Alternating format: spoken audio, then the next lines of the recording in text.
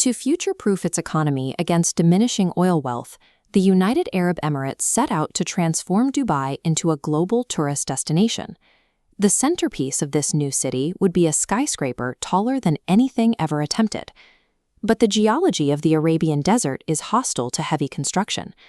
Hundreds of feet below the sand lies calcisiltite, a weak sedimentary rock made of compressed seashell dust rather than solid granite or limestone. Placing 500,000 tons on this soft ground risks differential settlement, where one part of the building sinks faster than the rest. For a structure this tall, even a minor tilt would lead to a catastrophic collapse. We've seen this failure before. The Leaning Tower of Pisa was built on weak sandy soil with a shallow foundation, causing it to sink and tilt almost immediately. Because the Burj Khalifa is roughly 150 times heavier than that tower, the engineers couldn't rely on standard bedrock anchoring. They had to stabilize a massive weight using only the unstable ground they were given. The first step was a massive 80,000 square foot concrete raft. Much like a flat sneaker spreads a person's weight across a lawn to prevent sinking, this raft foundation distributes the tower's colossal pressure across a wide area. But weight distribution alone isn't enough. Without vertical anchoring, the entire raft could still shift sideways or lift under extreme environmental pressure. To lock the base, engineers drilled 194 concrete piles beneath the raft, reaching over 160 feet down. These piles never reach solid rock. Instead, sand presses against the rough concrete, creating cumulative friction to hold the building's weight. By utilizing the friction of the surrounding soil as a stabilizing matrix, the team secured a base capable of supporting a vertical city. With the foundation set, the next challenge was moving liquid concrete over 1,900 feet vertically in a single continuous lift, a height that had never been required. In the searing heat of Dubai, liquid concrete risks hardening inside the pipes during the 30-minute journey to the top. If the mixture sets early, the pumps fail and construction grinds to a halt. Engineers solved this by mixing the concrete with ice and pumping exclusively at night to keep the temperature stable.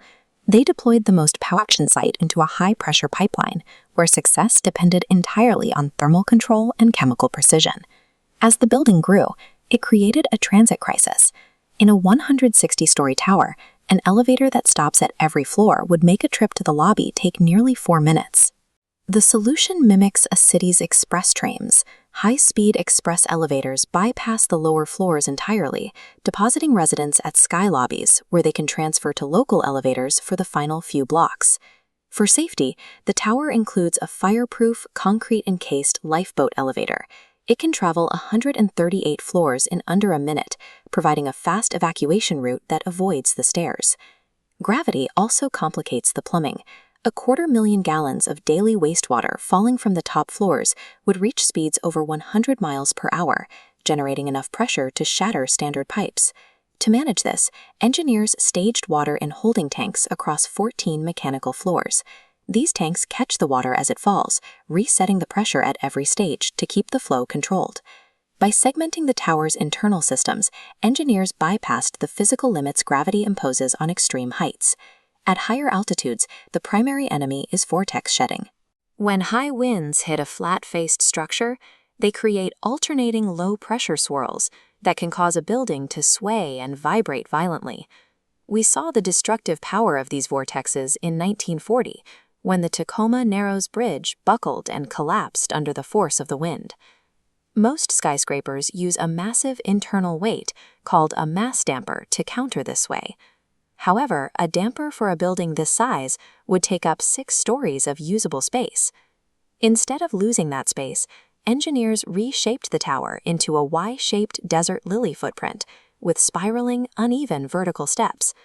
This asymmetrical shape prevents the wind from ever forming a single coherent vortex. Because the building's profile changes as it rises, the wind is broken into many smaller, harmless swirls that cannot get a grip on the structure.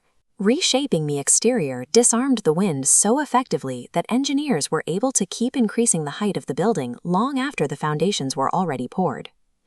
The final stage was the 700-foot metal spire. Since no crane could reach such an altitude, the spire was assembled inside the tower and jacked up from the interior. This record-breaking height turned the tower into a massive target for lightning strikes. The spire has been hit nearly 20 times since it was completed. To protect the inside, the tower's metal exoskeleton acts as a Faraday cage, channeling millions of volts down the exterior and safely into the ground.